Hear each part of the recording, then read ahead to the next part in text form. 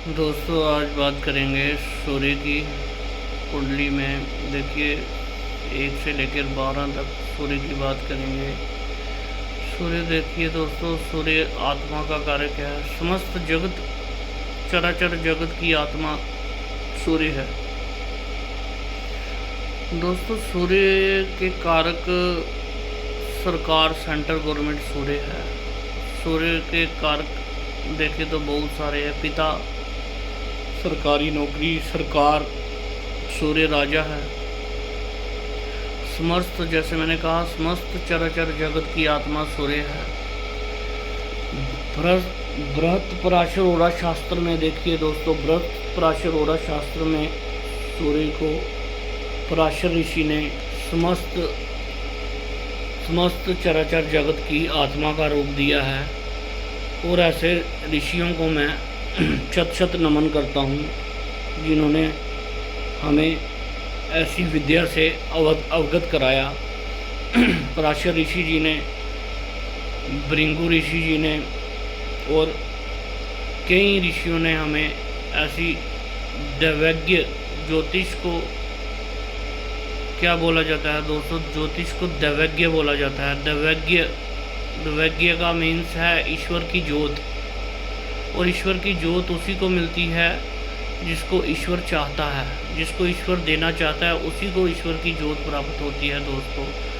तो सूर्य समस्त जगह, चराचर जगत की आत्मा है। सूरज को फेम का कारक है। सूर्य सरकार है। सूरज ईगो है। सूरज काल पुरुष की कुंडली में 5th हाउस को रूल करता है, ज्ञान को रूल करता है। बाकी लग्नों में किसी भी हाउस को रूल कर सकता है, लेकिन मेष लग्न, काल पुरुष की लग्न में सूर्य 5th हाउस को रूल करता है, ज्ञान को रूल करता है, स्पोर्ट्स को रूल करता है, उत्पत्ति को रूल करता है, लर्निंग को रूल करता है, आनंद को रूल करता है। हमारे समस्त जो हमने वो कर्म किए हैं, जो इकट्ठे कर्म किए हैं, उनको सूर्य रूल करता है। जो पंचम भाव पूर्व पुण्य भाव है, पूर्व पुण्य भाव को सूर्य रूल करता है। फेम को करता है, एजुकेशन को करता है, लर्निंग को करता है, हमारे संचित कर्मों को करता है, जन्मांतर के कर्मों को करता है। सूर्य ही हमें ये बताने आया है दोस्तों कि हम क्या करने आए हैं इस जीवन में।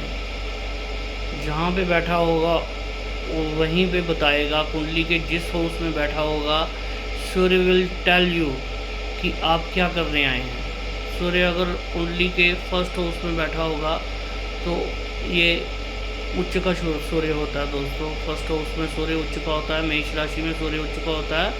आपके फर्स्ट हाउस में कोई भी साइन हो सकता है, 2 नंबर, 3 नंबर, 4 नंबर, 5 नंबर, कोई भी साइन हो सकता है, लेकिन फर्स्ट हाउस में उच्च का सूरज होता है, जो मान प्रतिष्ठा दिलाता है दोस्तों। ये सूर्य, उच्च का सूरज फर्स्ट हाउस में मान प्रतिष्ठा दिलाता है सूर्य। अगर ओम साइन में हो, राहु की दृष्टि नहीं हो, केतु की दृष्टि नहीं हो, मैलेफिक ग्रहों की दृष्टि नहीं होनी चाहिए दोस्तों, बेनिफिक ग्रहों की दृष्टि हो, तो सूर्य समस्त जगत की आत्मा सूर्य है दोस्तों। सेकंड हाउस वाला सूर्य भी कुटुंब के घर में, वाणी के घर में बैठा है, पैसे के घर में बैठा है, फाइनेंस के घर में बैठा है, रिश्तेदारों के घर में बैठा है। बहुत ही अच्छा सूर्य ये है। ये सेकंड हाउस वाला भी आपको बहुत ही अच्छी स्मरण शक्ति भी सूर्य ही देता है। बोन्स का कारक है, राइट आई का कारक है, फादर का कारक है।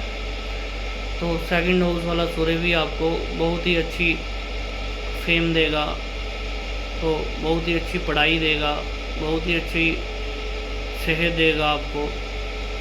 तो सूर्य थर्ड हाउस में दोस्तों, थर्ड हाउस वाला सूर्य बहुत ही अच्छा सूर्य है। थर्ड हाउस में सूर्य देखिए, थर्ड हाउस ये पराक्रम का घर है, साहस का घर है। साहस के घर में सूर्य एक क्षत्रिय है।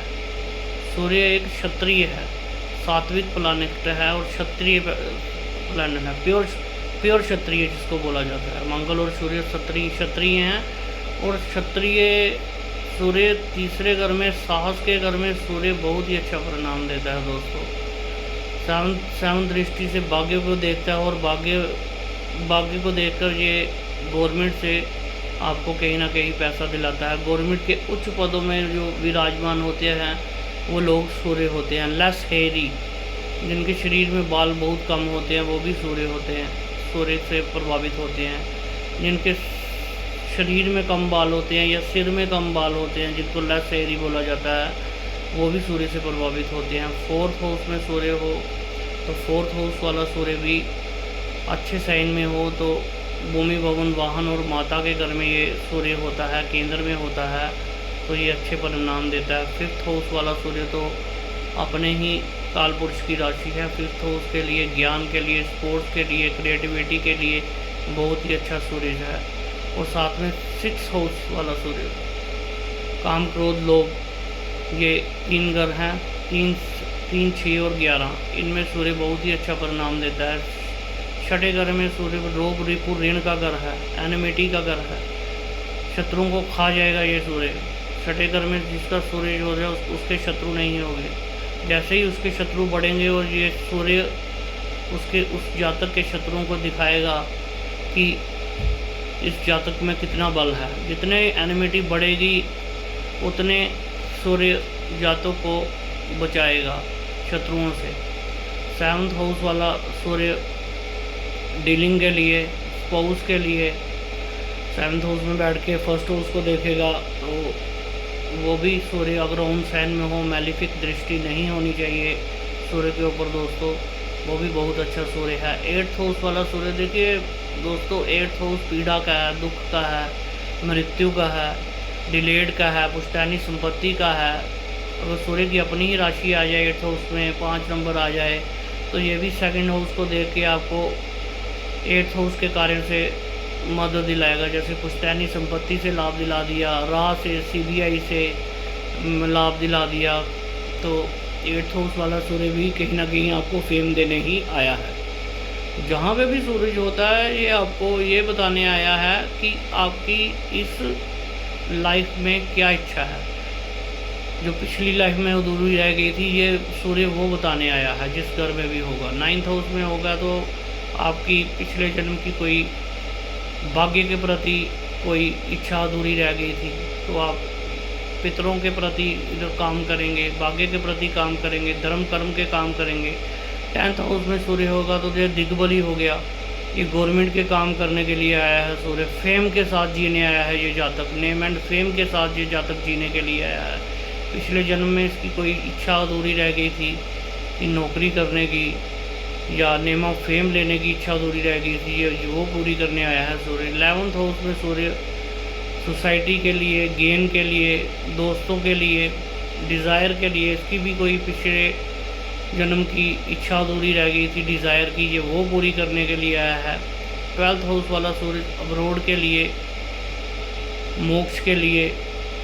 12th हाउस वाला सूर्य ओम साइन में, राहु केतु की दृष्टि ना हो, मंगल की दृष्टि ना हो, 12th हाउस वाला सूर्य भी बहुत अच्छा है। जैसे मैंने दोस्तों बताया कि सूर्य समस्त चराचर जगत की आत्मा है।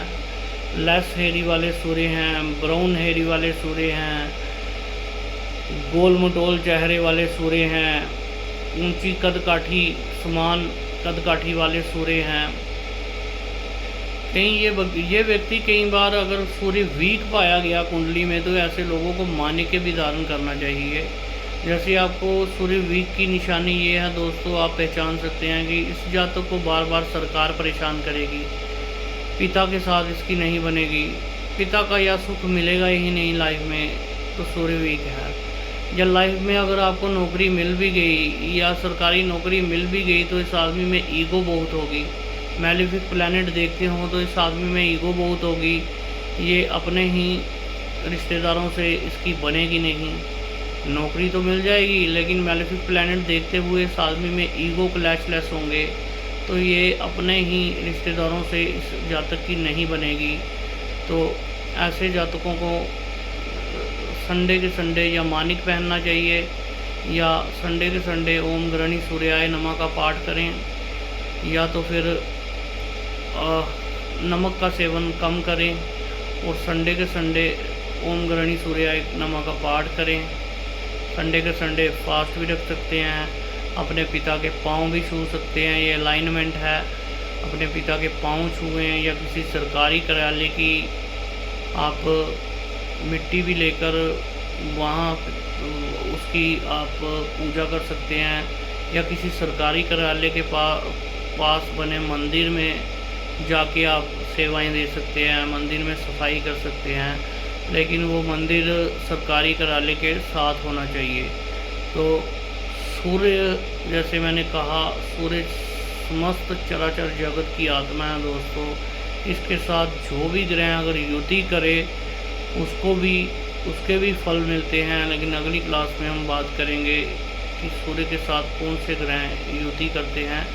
लेकिन सूर्य हमारी कुंडली में अच्छा होना हमारी कुंडली के लिए ब्लेसफुल पोजीशन होती है दोस्तों, कि सूर्य का हमारी कुंडली में अच्छा होना। सूर्य के अच्छे होने के बिना हमारी कुंडली में सभी ग्रहों को वीक ही माना जाता है। अगर सूर्य अच्छा नहीं हो दोस्तों, ये सरकार से आपको परेशानी दिलाता है, सेहत अच्छी नहीं रहती, खासकर आपकी बोन्स में ये प्रॉब्लम देता है, आइज़ में ये प्रॉब्लम देता है, पिता के साथ नहीं बनने देता है, मान प्रतिष्ठा में आपको दब्बा लगवाता है। तो सूर्य का अच्छा रहना हमारी और उसको के लिए बहुत ही ब्लेसफुल साबित होता है। जय हिंद दोस्तों।